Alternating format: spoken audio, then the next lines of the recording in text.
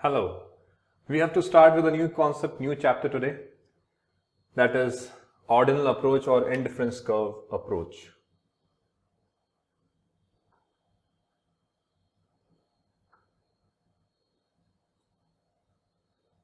इसको indifference curve approach भी बोल सकते हैं या इंडिफरेंस अप्रोच भी बोल सकते हैं. बेसिकली मैंने आपको समझाया था कि यूटिलिटी एनालिसिस करने के दो तरीके हैं. First is cardinal approach given by propounded by Alfred Marshall. Second is ordinal approach या indifference approach propounded by Hicks and Allen. Hicks and Allen ने ये अप्रोच दी है. हिक्स के असिस्टेंट थे एलन. दोनों ने मिलकर के ऑर्डिनल अप्रोच बनाई. एंड ऑर्डिनल अप्रोच ये बोलती है, ऑर्डिनल अप्रोच स्टेट्स दैट आप यूटिलिटी को मेजर नहीं कर सकते. पहला जो अजम्पशन यहां है वो ये है कि utility can not be measured. मतलब it is the whole of this notion is under the assumption that utility can not be measured. Utility can not be measured. तो कार्डिनल और ऑर्डिनल अप्रोच में फर्क भी यही है. कार्डिनल में ये मान के चलते हैं कि यूटिलिटी को नाप सकते हैं, ऑर्डिनल में ये मान के चलते हैं कि यूटिलिटी को हम नहीं नाप सकते. ठीक है सर, ये भी समझ में आता है. यूटिलिटी को जब नापेंगे नहीं तो क्या करेंगे, उसका रैंकिंग कर सकते हैं, ऑर्डर डिफाइन कर सकते हैं. हम ये देख सकते हैं कि एक्स और वाई में जो ज्यादा सेटिस्फेक्शन देने वाली चीज है वो कौन सी है. बड़े आराम से हम इसको जज कर सकते हैं. सो मेजर नहीं कर सकते बट इट्स रैंक और ऑर्डर कैन बी डिटरमाइंड. पूरी बात ये है. पूरी बात क्या है कि मेजर तो नहीं कर सकते यूटिलिटी को यहां पे, लेकिन हम ये अज्यूम कर सकते हैं, ये अज्यूम क्या, ये जज कर सकते हैं कि कौन सी चीज बेटर है. एग्जाम्पल मैं आपको ऑफर करूं कि भाई आपको पिज्जा खाना है या बर्गर खाना है, दोनों में से कोई एक. आपकी जो भी प्रेफरेंस होगी वो आपको ज्यादा सेटिस्फेक्शन दे रही होगी, इसीलिए होगी. फॉर एग्जाम्पल आप पिज्जा और बर्गर में से ये सोचते हो कि आपको तो पिज्जा खाना है, तो पिज्जा आपको बर्गर के कंपैरिजन में ज्यादा सेटिस्फेक्शन दे रहा होगा, इसीलिए आपने फिलहाल उसको चूज किया है. तो आपने सेटिस्फेक्शन को नापा नहीं किसी भी नंबर में, 1 2 3 4 कोई कार्डिनल नंबर्स का यूज नहीं किया, फिर भी आपने ये तो जज कर लिया ना कि कंपैरिजन करने पर किससे ज्यादा यूटिलिटी मिलती है. सर ऐसा भी तो हो सकता है कि मेरे को पिज्जा और बर्गर दोनों बराबर पसंद हो. हाँ, ऐसा भी हो सकता है. आपको दोनों बराबर पसंद हो, दोनों में से किसी में भी आप ये नहीं फर्क कर पाओगे किससे ज्यादा मिल रही है, ऐसा भी हो सकता है. इसी को बोलते हैं इंडिफरेंस होना. इंडिफरेंस होना मतलब जब ऐसी सिचुएशन जहां पे आप डिफरेंस नहीं कर पा रहे. You are indifferent about burger, the consumption of burger और the consumption of pizza both. Burger और पिज्जा दोनों के कंजम्पशन में आप फर्क नहीं कर पा रहे हो. ऐसा हो सकता है, बिल्कुल हो सकता है, जनरली नहीं होता. लेकिन ऐसे कॉम्बिनेशंस ढूंढे जाएं कि जहां पे आप चीजें कंज्यूम कर रहे हो और उन चीजों से आपको बराबर बराबर सेटिस्फेक्शन मिल रहा है, तो ऐसा पॉसिबल है. मैं एक एग्जांपल लेके चलता हूं. मान लेते हैं कि हम दो गुड्स का कंजम्पशन कर रहे हैं और उनके अलग अलग कॉम्बिनेशंस बना रहे हैं. मैंने एक कॉलम बनाया कॉम्बिनेशन का, दूसरा बनाया कि आप कितने एप्पल्स कंज्यूम कर रहे हैं, अगला बनाया कि कितने मैंगो कंज्यूम कर रहे हैं. एप्पल, मैंगो एंड कॉम्बिनेशन, ये 3 कॉलम हमने बना लिए. मान के चलिए ए कॉम्बिनेशन हमारा है 15 एप्पल्स का एंड 1 मैंगो का. मतलब आप दोनों साथ में कंज्यूम कर रहे हो, मैंगो भी और एप्पल भी. 15 एप्पल्स हैं आपके सामने और 1 मैंगो है, इनका आप कंजम्पशन प्लान कर रहे हो. और इससे आपने सोचा कि 15 एप्पल से मिला करके कुल मिलाकर के मेरे को इतना सेटिस्फेक्शन मिलेगा, 1 मैंगो से इतना मिलेगा. आप नंबर्स में नहीं जा रहे, सिर्फ जज कर रहे हो, अपनी इनर फीलिंग के ऊपर डिपेंडेंट हो कि इससे इतना सेटिस्फेक्शन मिलेगा. और सोच रहे हो कि क्या एप्पल्स एंड मैंगोस का कोई और कॉम्बिनेशन भी हो सकता है क्या जो मेरे को उतना ही सेटिस्फेक्शन दे. फिर से समझना, ये ए कॉम्बिनेशन है कि जहां पे हम 15 एप्पल और 1 मैंगो कंज्यूम कर रहे हैं. क्या कोई बी कॉम्बिनेशन सी कॉम्बिनेशन ऐसे हो सकते हैं जो बराबर यही सेटिस्फेक्शन दे लेकिन वहां फिगर्स कुछ और हो? क्या ऐसा कुछ हो सकता है कि हम 9 एप्पल्स और 2 मैंगोज में काम चलाएं, वो भी हमें उतना ही सेटिस्फेक्शन दे रहा हो जितना 15 एप्पल्स एंड 1 मैंगो दे? हो सकता है। ऐसा कैसे हुआ? क्या एक मैंगो की वर्थ 6 एप्पल्स के बराबर है? Not necessary. बट क्या है ना, जब किसी चीज का बहुत बड़ा स्टॉक आपके पास होता है ना, तो आप उससे आसानी से सेक्रीफाइस कर पाते हैं। और ऐसी कोई चीज जिसका बहुत कम स्टॉक आपके पास है, जैसे मैंगो आपके पास सिर्फ एक ही है, तो आप एक और एक्स्ट्रा मैंगो अक्वायर करने के लिए जो आपके पास सरप्लस है उसको गिव अवे कर देंगे। फिलहाल यही हो रहा है। आप 6 एप्पल सेक्रीफाइस करने को राजी हो गए। क्यों? क्योंकि आपके पास मैंगो कम थे, एक ही था, एक और चाहिए, तो क्या कर लो भाई, एप्पल्स को सेक्रीफाइस कर दो, ज्यादा एप्पल्स को सेक्रीफाइस करो एज कंपेयर टू मैंगो। इसके साथ क्या कोई और कॉम्बिनेशन भी बन सकता है? अच्छा, समझने वाली बात यह है कि ए कॉम्बिनेशन और बी कॉम्बिनेशन दोनों बराबर ही सेटिस्फेक्शन दे रहे हैं। सर ये कैसे जज करेंगे?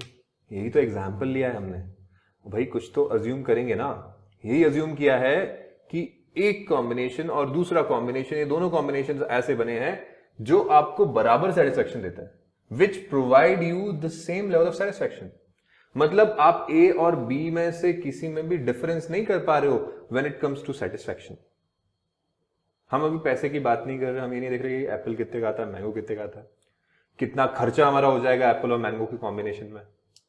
हम उसकी अभी फिलहाल बात नहीं कर रहे, हम सिर्फ ये देख रहे हैं कि कंज्यूमर के पॉइंट ऑफ व्यू से उसको सेटिस्फेक्शन जो ए कॉम्बिनेशन में मिल रहा है, मतलब 15 एप्पल और एक मैंगो कंज्यूम करके, उतना ही बी कॉम्बिनेशन में भी मिल रहा है जहां पे वो 9 एप्पल और 2 मैंगो कंज्यूम कर रहा है। मतलब यहां हम एक तरह से एप्पल को कम कर दिया और मैंगो बढ़ा दिया। एक कॉम्बिनेशन और ले लेते हैं, यहां पे मैंगो थोड़ा और बढ़ा दो, 3 मैंगो कर दो, एप्पल थोड़े और कम कर दो, ठीक है? ठीक है सर, ये भी समझ में आता है। हमने फिर से कुछ एप्पल कम करके एक मैंगो और ले लिया, लेकिन आप ये नोटिस करना कि पहले हमने जितने एप्पल कम किए थे, पहले हमने 6 सेक्रीफाइस किए थे। 6 एप्पल सेक्रीफाइस करके एक मैंगो हमने लिया, और हम ये बोल रहे हैं कि हमें अब तो वैसा ही लग रहा है जैसा 15 एप्पल्स और 1 मैंगो में लग रहा था। ऐसा हमें कब लग रहा है? 2 मैंगोज एंड 9 एप्पल्स के केस में। ऐसा ही हमें सी कॉम्बिनेशन में भी लग रहा है, जहां पे हमारे पास सिर्फ 6 एप्पल्स हैं और मैंगोज बढ़ के 3 हो गए। आप समझ रहे होंगे कि कॉम्बिनेशन कैसे बन रहे हैं। अगला कॉम्बिनेशन क्या होगा आप बताइए, जज करिए। मैंगो में क्या लिखूं?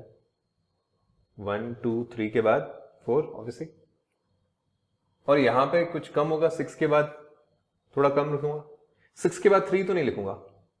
क्यों? क्योंकि 9 के बाद 6 लिखा, 6 के बाद 3 लिखा, तो ये तो 3 का गैप हो गया, जबकि स्टार्टिंग में तो 6 का गैप था, उसके बाद 3 का गैप था।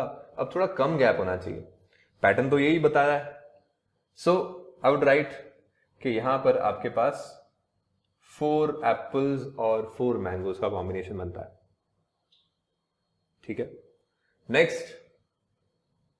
नेक्स्ट आपने फिर से एक मैंगो बढ़ा दिया और एक एप्पल कम कर दिया, ये लीजिए 3 ले लेते हैं। इस तरह से आप क्या कर रहे हैं, अलग अलग कॉम्बिनेशंस बना रहे हैं। मतलब आप मैंगो का कंजम्पशन बढ़ाते जा रहे हैं, एप्पल का कंजम्पशन कम करते जा रहे हैं, ऐसा होता जा रहा है। ये सारे कॉम्बिनेशन, ए हो, बी हो, सी हो, डी हो या ई हो, अपन अभी आ गए, चाहे तो एफ भी बना सकते हैं, पर ठीक है अभी अपन यहीं तक रुक जाते हैं। ए बी सी डी या ई, कोई भी कॉम्बिनेशन आपको बराबर सेटिस्फेक्शन दे रहा है, ऐसा हम मान के चल रहे हैं। और आप थोड़ा सा अगर इसको ध्यान से और प्रैक्टिकली अप्लाई करके देखिए अपनी खुद की सिचुएशन में, तो शायद आप भी एग्री करेंगे कि हाँ ये कॉम्बिनेशन चलेंगे। मैंगो कंपैरेटिव टू एप्पल थोड़ा ज्यादा वैल्यूएबल नजर आ रहा है, होता भी है, राइट? ये सारे कॉम्बिनेशंस क्या बता रहे हैं? All these combinations are showing same level of satisfaction. What level of satisfaction? Same level of satisfaction. तो क्या मैं बोल सकता हूं that the consumer is indifferent among A B C D and E?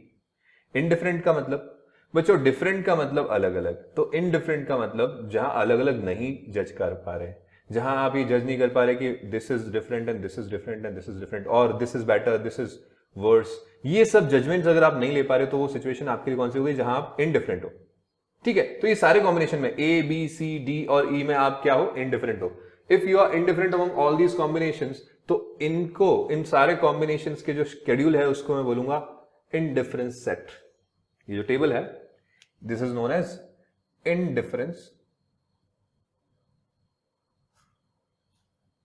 set. Why indifference set?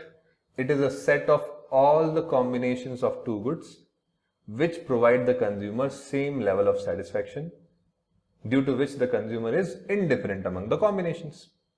फिर से सुनना, ये सारे वो combinations हैं जो कंज्यूमर को सेम लेवल ऑफ सेटिस्फैक्शन देते हैं, इसीलिए वो उनमें फर्क नहीं कर पाता, इसीलिए वो उनमें इनडिफरेंट हो जाता है।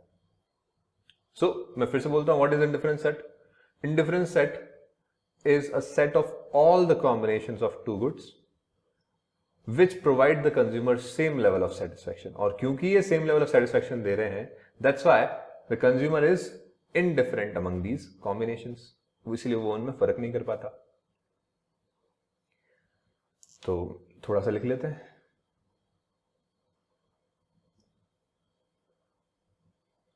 indifference set क्या होता है?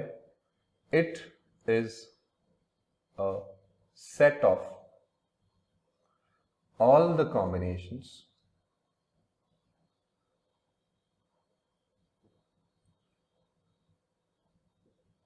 of लेना टू गुड्स, एप्पल और मैंगो दो गुड्स है, हमेशा इंडिफरेंस सेट दो गुड्स के लिए बनेगा, न एक के लिए न दो से ज्यादा के लिए, always for two goods. It is a set of all the combinations of two goods which provide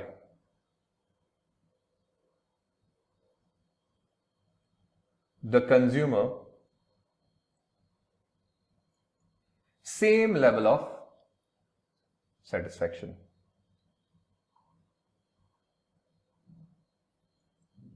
जिससे कंज्यूमर को सेम लेवल ऑफ सेटिस्फैक्शन मिलता है, उनको ही हम कहते हैं कि वो सारे कॉम्बिनेशंस क्या हैं, वो सारे कॉम्बिनेशन का जो सेट है वो इंडिफरेंस सेट है। अच्छा, क्योंकि इनको सेम लेवल ऑफ सेटिस्फैक्शन मिलता है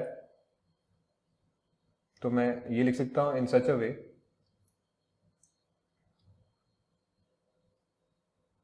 that the consumer is indifferent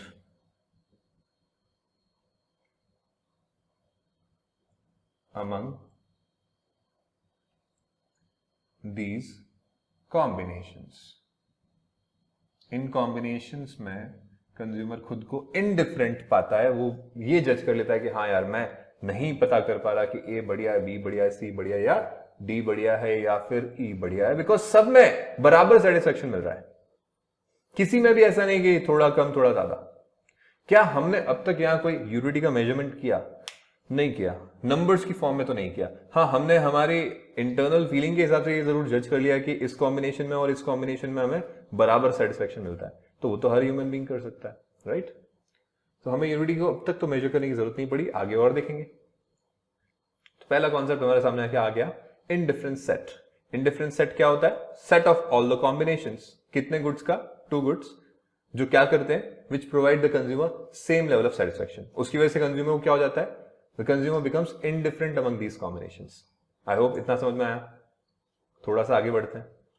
इस इंडिफरेंस सेट को हम ग्राफिकली प्रेजेंट करेंगे। देखते हैं कि इसको ग्राफ पेपर पे 2D स्केल पे हम लोग कैसे प्रेजेंट कर सकते हैं। सो पहला चैलेंज तो मेरे सामने ये आता है कि मैं दोनों में से किसको x पे रखूं और किसको y पे रखूं। Which one from between a mango and apple should be on x-axis and which one should be on the y-axis? ये सबसे बड़ा क्वेश्चन है जो फिलहाल आपके सामने प्रेजेंटेड है। तो आप थोड़ा सा ऑब्जर्वेशन लगाइए यहां पे। जनरली एक बेसिक प्रिंसिपल ये है कि जिस वेरिएबल के अंदर कांस्टेंट चेंज है, बराबर चेंज है, उसको हम एक्स एक्सिस पे लेते हैं। आपको कोई नहीं बताएगा ये बातें, आपको लोग बोलेंगे याद कर लो, बट बिलीव मी, याद करने की जरूरत नहीं है। फिर से देखना, मैंगो में कितना चेंज है? एक यूनिट का चेंज है। 1 के बाद 2 के बाद 3 के बाद 4 के बाद 5। ठीक है, कांस्टेंट चेंज है, यस। एप्पल्स में देखते हैं 15 के बाद 9, 9 के बाद 6, 6 के बाद 4, 4 के बाद 3। क्या इनमें कांस्टेंट चेंज है? भाई पहले तो 6 का चेंज था, फिर 3 का चेंज था, फिर 2 का चेंज है, फिर 1 का चेंज है। No, the change is not constant, and since the change is not constant, तो मैं इसे y पे लूंगा और इसे x पे लूंगा। जिसमें चेंज कांस्टेंट है उसको x पे, so mango becomes x for us and apples become y for us. तो अगर मैं इसको ग्राफिकली प्रेजेंट करूंगा तो मेरे को पता है किस चीज को कहां लेना है। देख लेते हैं। एक सिंपल सा 2D graph x y, x axis में मेरे को क्या लेना है? मैंगो, एंड y एक्सिस पे क्या लेना है? Apples. So apples and mango हो गए। अब इनके लिए स्केल भी बनाते हैं पूरा। मैंगोज में मेरे पास सबसे हाईएस्ट वैल्यू है 5, तो मैंगोज को मैं ज्यादा से ज्यादा 5 तक ले जाऊंगा। So I can simply write 1, 2, 3, 4 and 5। बड़े आराम से ये तो बन गया। एप्पल्स में देखिए हाईएस्ट वैल्यू इज 15, सो यहां कहीं अगर 15 है तो इसके मिडवे अराउंड कहीं 8 होगा, या मैं बोल सकता हूं 7 होगा। अकॉर्डिंगली मैं सब कुछ और भी जज कर सकता हूं। ठीक है, 8 यहां है तो अराउंड 10 यहां होगा, 5 अराउंड 1/3 होगा। इस तरह से आप बाकी सारे पॉइंट्स को जज कर सकते हैं। मैं तो बोलता हूं आई वुड सजेस्ट कि आप लोग स्केल का यूज करें। एग्जाम में नहीं बनाना स्केल से, बट जब पहली बार हम कॉन्सेप्ट समझते टाइम बना रहे हैं तो आप लोग स्केल निकालो, पेंसिल निकालो, बनाओ और साथ में मेरे साथ में प्लॉट करो, तभी समझ में आएगा। अदरवाइज कॉन्सेप्ट्स कहीं ना कहीं रह जाएंगे। When we draw the graph point by point तो हमारे को याद हो जाता है साथ में कि उसका शेप कैसा है, और समझ में भी आता है कि उसका शेप ऐसा क्यों है। So it is very important कि आप इसको साथ में ड्रॉ करें। देखिए जरा, एप्पल मैंगो मैं अकेला ड्रॉ नहीं कर रहा हूं, मैं बिलीव कर रहा हूं कि आप भी ड्रॉ कर रहे होंगे। पहला कॉम्बिनेशन है 1 एंड 15 का। सो मैंगो 1 एंड एप्पल 15, वो पॉइंट कहीं यहां होगा।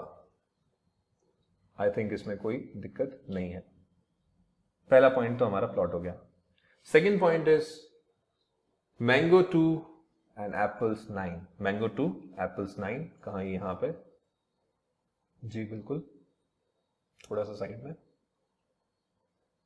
Okay, 2 and 9 done.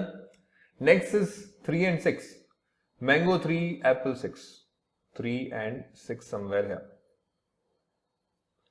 Mango 4, apple 4. 4 and 4 somewhere here. Mango 5, apple 3. 3 somewhere just below the 4 we have drawn. 1, 2, 3, 4, 5 point हमने बनाए। स्ट्रेट लाइन नहीं बन रही। ठीक है, जैसी लाइन बनेगी उसको हम फ्री हैंड से ड्रॉ कर देंगे। जब लाइन स्ट्रेट नहीं होती, फ्री हैंड से ड्रॉ करते हैं तो कर्व आ जाता है। हमें यहां पे भी कर्व देखने को मिल रहा है, लग रहा है फिलहाल कि कोई कर्वी शेप तो है। This curvy line is known as indifference curve, IC। क्या बोलते हैं इसको? Indifference curve.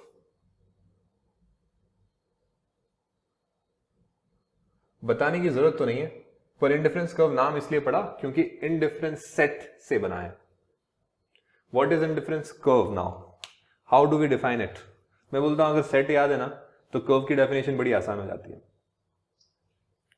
मैं इसी में थोड़ा अमेंडमेंट करके आपको बताता हूं। इट इज अ, सेट की जगह क्या करेंगे? Curve, showing all the combinations of two goods which provide the consumer same level of satisfaction in such a way that the consumer is indifferent among these combinations। हो गया हमारा curve का definition. मतलब if you know the definition of indifference set, you know the definition of indifference curve। exactly same है, बस मैं set की जगह मैं बता दूंगा it is a curve, it is a diagram, it is a diagrammatic presentation of, इस तरह के वर्ड्स यूज करूंगा। so let's define indifference curve।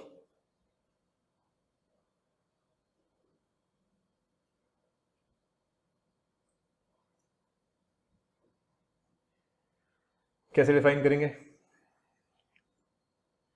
It is a diagrammatic representation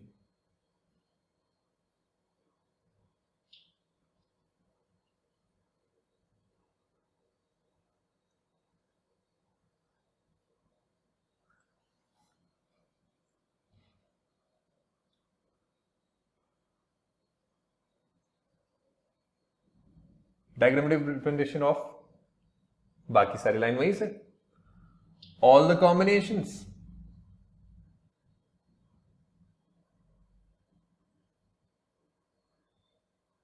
of कितने गुड्स, 2 गुड्स, कौन से 2 goods, which provide the consumer same level of satisfaction, which provide the consumer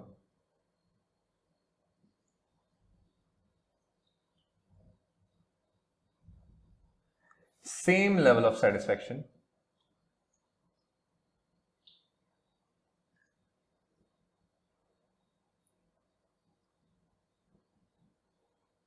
in such a way, in what way? In such a way that consumer is indifferent among these combinations.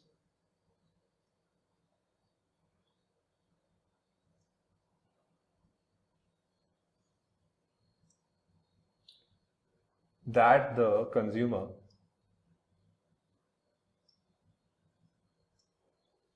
is indifferent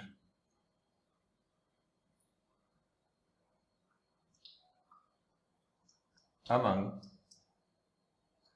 these combinations.